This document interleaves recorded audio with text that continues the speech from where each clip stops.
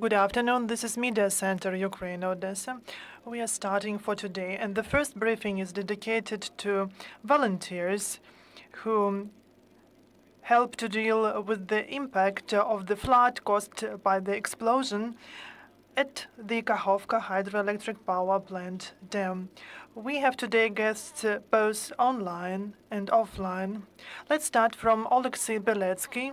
What is the situation in the Kherson region now? Our team was there even before the explosion, and our people are still there. I was there 2 days ago. The situation changes quite often. Because now there is the decreasing level of water, and the representatives of the state emergency service are surprised because they expect that the flood will last for around 5 days. We would wish for better coordination of the activities between volunteers and the official authorities, but it is still there because we have never faced such dramatic catastrophe. And we should also remember that before the explosion, the enemy had stolen everything: pumps, stations, boats, and the enemy continues shelling the city from the left bank, despite they are flooded. Now I would like to give floor to our next guest. This is Ihor Fen, volunteer pastor of the church Kovcheh Ark. Can you hear me? Yes, I can both hear and see you. I would like to say hello to everyone first. Evacuation groups have been shelved several times by Russians, and Ihor was among those who was shelled several days ago. Can you share, please, details with us? That was on the 10th of June. 8:45, we were expecting for the military who were on scouting. And we just kept talking near our car. And I looked at my smartphone and saw that I need to charge it. And I just got into the car to charge it. And just in a moment, we heard a powerful explosion. And later, the military told us that it was like 7-10 meters from us that the mine landed. And thanks God we survived. We were waiting for the military, and we had we were to be divided in 3 groups, in 3 boats, to assist people who needed our support. I was injured, and I'm a pastor representing the Ukrainian church, and I'm a volunteer. And actually, I understand that it was thanks to God that it was only contusion. And you can see now my backpack that was near me. And you can see a hole there that was the fragment of the mine who went through the backpack and just injured my left elbow. And this is just should not be like that when civilians during evacuation are shelled. We will come back to you later during our Q&A session. Now I would like to give floor to Oleksandr Biletskiy, who represents Charity Foundation Bujak Relief. He's online with us today. Oleksandr, I know that your charity foundation brought goods to the Kherson Oblast. Can you share details, please? From the very beginning of that catastrophe that was caused by the explosion at the Kakhovka hydroelectric power plant dam. And we worked as it was planned. You were supposed to unload big truck with humanitarian aid, but after the explosion, we switched to more urgent issues, and now we supply fresh water to the residents of Kherson. We have brought there 3 big trucks with 80 bottles of fresh water, and tomorrow In Kherson, there will be open 7 points where 10 tons of fresh water will be brought every day and will be provided to locals there. We also support the residents of Kherson with specific needs who are still there in flooded areas. We provide food kits to them. We have provided more than 6,000 of such food packages. And one more area of our activities, one of our volunteer teams has been directly involved in evacuation of people, not only in flooded district of the city of Kherson, but in the neighbor settlements where we can get only by boat. This is Daryevka, Fedorovka, Makilska, and others. We take people from there who cannot do this by themselves, and we also bring humanitarian aid in those settlements and areas. The city of Kherson will quite soon see a situation with the shortage of fresh water. I have a clarification question to you. Fresh water that you supply there, is it provided by international foundations or is it collected by Ukrainians and Ukrainian volunteers? This is mainly support of international foundations, but this is a systematic process that can just fill in the gap of some big problems. Yana Titarenko, our next guest, the head of the NGO Zakon Pryrody, Rule of Nature. Thank you very much for being with us today. All of us have seen photos of animals who were caught by the flood. Can you share with us the details of your activities and what support do you still need? We have our friends, volunteers from Kherson and Mykolaiv regions who keep collecting animals from the military, from locals, from the representatives of the State Emergency Service.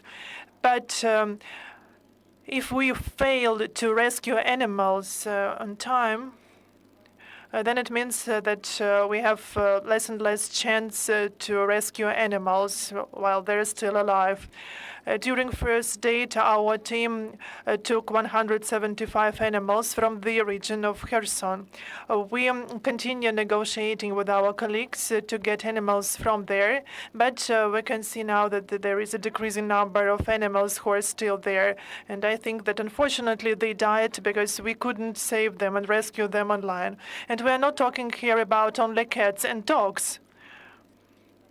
There are some other animals, the domestic animals like cows, hens, goats, who got killed there, animals who live in steppes, who live in soils, birds who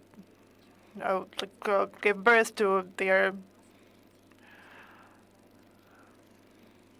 children, and we can just assess the impact of catastrophe later. We understand the situation is terrible, but we will learn about this later.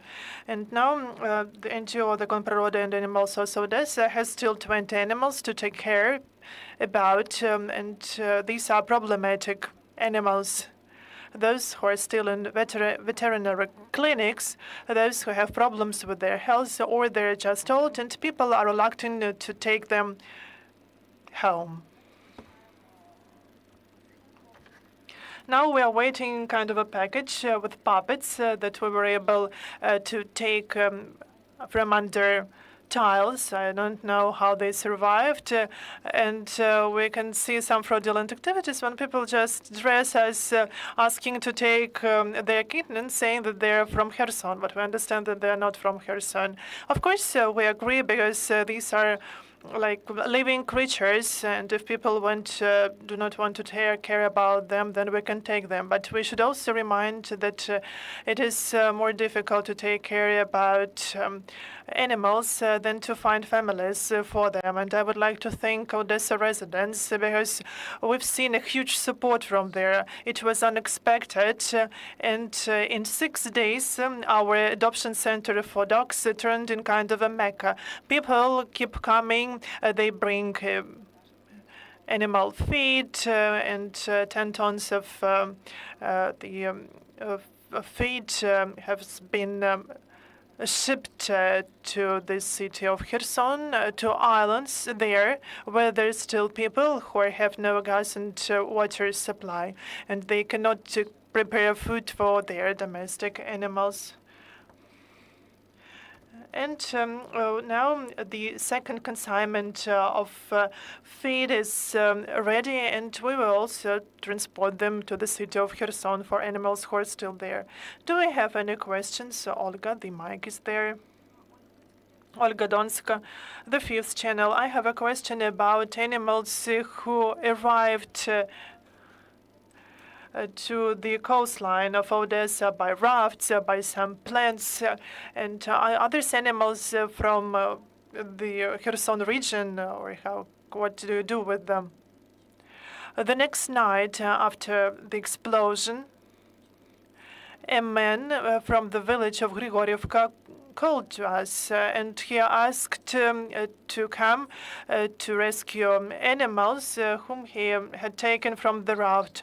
There were two dogs. One of the dogs is already in the Odessa region, and the second dog has become a star of all TV channel. And this dog is now in a vet clinic. She has some minor health problems, but this is not related to the fact that the dog has arrived by raft. This is just an old, deaf dog who has some problems with skin. And after the hype in mass media, and 10 persons announced that they were the owners of the dog.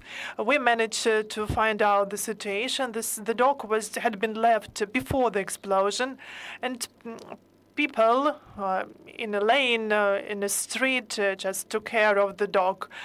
So this is a homeless dog, and this dog will be left in our organization for further care. Thank you. I have a question to Ihor. You are from the Poltava region, if I remember correctly. Lubny, Poltava region. Have you seen a lot of people there who have arrived from Ukraine, because it is easier from the Kherson region to come to Odessa to Mykolaiv? But have you seen some other displaced persons in your region? When we were going to the city of Kherson, we saw a lot of people with boats. And we also saw foreign volunteers, and we were pleased to see them. When we actually brought a lot of fresh water to people, to the Kherson region, and also clothes, medication. And the volunteer organization Melek supported us, and we saw a lot of foreign citizens and people all over Ukraine, and we were really excited to see all of them. This means that Ukrainians are sympathetic, and they're always ready to help. So when they face some difficulties, they do not run away. They just there to support. And there was the second injured person from your city. Could you share details about this person? Was that person wounded heavily?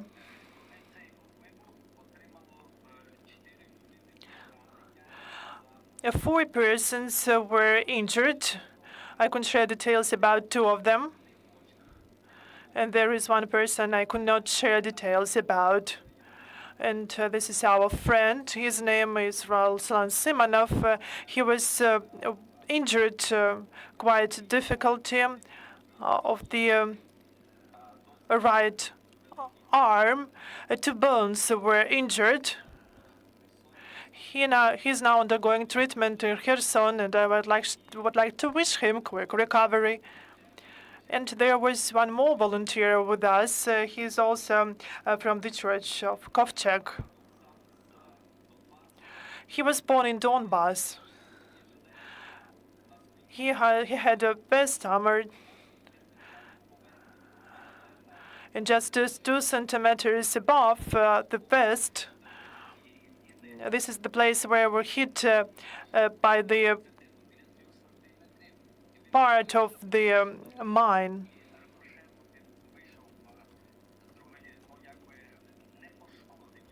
But luckily, he was not injured heavily, but the toes on his right foot were injured as well. But thanks God we're alive, and this is the most precious thing. Oleksiy, you wanted to add something. Everything that we are discussing now is that we can tell about the right bank, because we do not have a lot of information about the situation on the left bank, about people and animals. In the morning, I've received information. I cannot check it right now, but this is information from the person I trust. Unfortunately, a horse club called Poltava was flooded, and we know that the horses were left there, and but all the horses died, and that was the first horse club dealing with horses and breeding of horses, and also the same situation about other household, other some zoo kind of small zoos. Thanks to the state emergency service, thanks to the military, thanks to the rescuers who work under heavy shelling of the enemy by machine guns and snipers. There are dead people there, but they try to rescue people and animals from the left bank. But this is not a wide-scale operation. As for the right bank, we offered to the military administration and the state emergency service to create mobile teams for people to apply to us through Google form. And this team could support those people. There are some cases when the water is still there in basements, and the specialists needed with the special tools that were provided by our partners and that we bought thanks to donates of Ukrainian foreign businesses. These are different pumps, saws, and they allow to unblock doors, gates, to get inside houses. We do not speak now about the clearing of debris. This is the next stage. So if you see water in your homes, in your basement, do not start pumping this at once, because if you try to pump water, it could come back, return to basement through underground soils, and this can undermine the basement of houses. That's why you should monitor the situation. If there is no more water outside, just monitor the level of water in basement. If it's still there for several days, then the water should be pumped out of there. And we should also work later on with the walls because of the mold there. And now the people who come back there to their houses, they say about unpleasant odors. This is because of mildew, because of biological elements, because of the animals who died there. So the work is ongoing, and please stop sending small packages in Kherson, because they have ruined the system of Nova Poshta. This is the express courier. And because of that, volunteers cannot receive the aid which is needed there. And the chaotic packages, they deteriorate the situation, and especially this comes to the clothes, because leopard dress or the costume of snowflake cannot actually help people there. And actually, sandals and bra were sent for our dogs as well. The bra for dogs, that's great. Oleksandr, a journalist who could not be with us here, he asked about the water points that you've mentioned. This is the initiative of volunteers, or what it initiated by local authorities. This is the initiative of our charity foundation. The first 2 points will start operating tomorrow, because now we're still assembling them. But we have been also transporting fresh water in 5-liter bottles. there, and in our YouTube channel you can find videos about how we provided that water yesterday under heavily Russian shelling. Every 10-15 minutes we could hear the blast of artillery or the shelling of Ukrainians back. This is the conditions that we are working in. Those team who worked with boats were shelled twice, and one of the vehicles was damaged. These are the conditions of our work, the condition of all volunteers. One more question from the fifth channel. Oleksandr, the question is to you. As far as I remember, you were also the head of a tourist center in Kherson. Do you have now information about the natural lands there, about national parks? Thank you very much. And I heard my colleague breathing heavily during your question.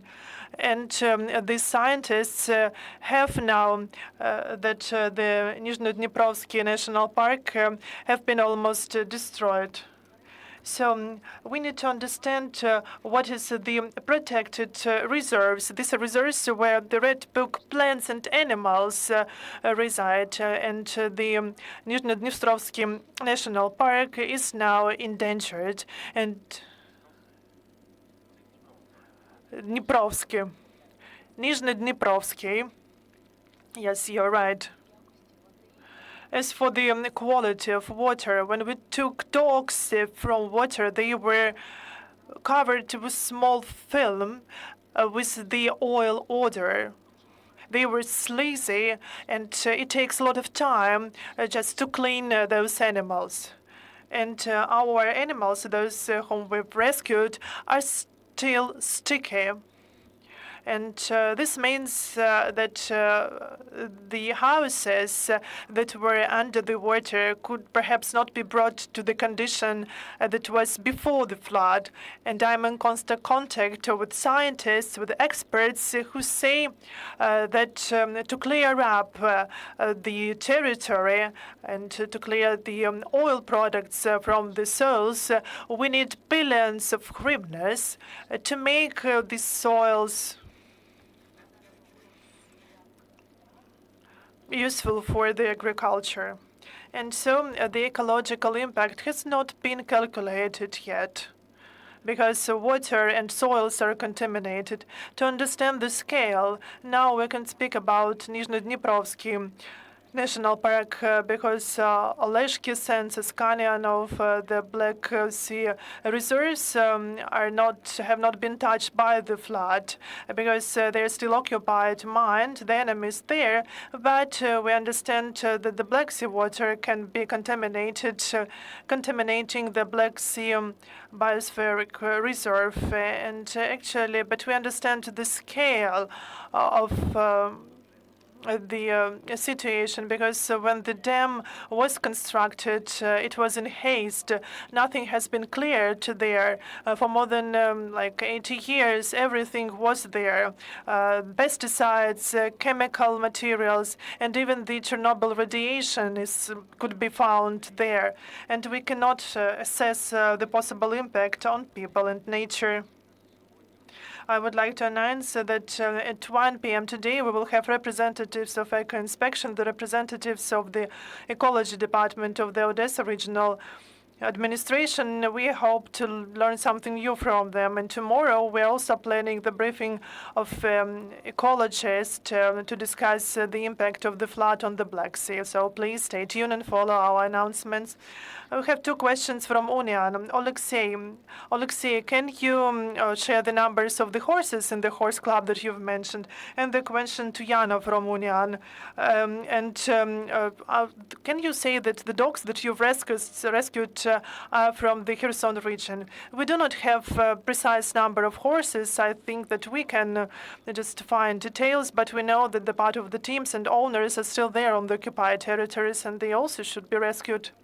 As for dogs, this is the first situation when the dogs were swimming using rafts, and somehow it is coincided with the blown dam by the Russians. So if it's coincidence, this is quite strange because we have never seen anything like this before.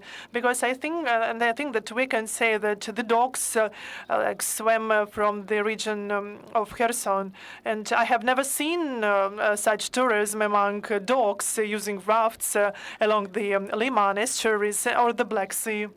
Thank you. I would like to thank all our guests. We will stop here. If journalists are interested in these topics or in our today's guests, we will gladly share contacts of guests with you, both who are offline with us here today and those who are online. Ihor, Oleksandr, and all the others, I would like to thank you for being with us today. Thank you for the invitation. Yana, Oleksiy, thank you very much for being with us today. Hopefully, we will have you here later with some more positive news. Thank you very much. That's it for now. We've had with us volunteers who helped to deal with the consequences of the flood. The next briefing will take place at 1 p.m. This will be dedicated to the conditions of the explosion at Kakhovka hydroelectric power plant. We will have with us the representatives of the Environmental Department of the Odesa Regional Administration, the Eco Inspection, and the State Food Service. So please stay tuned, and we are invited here as well.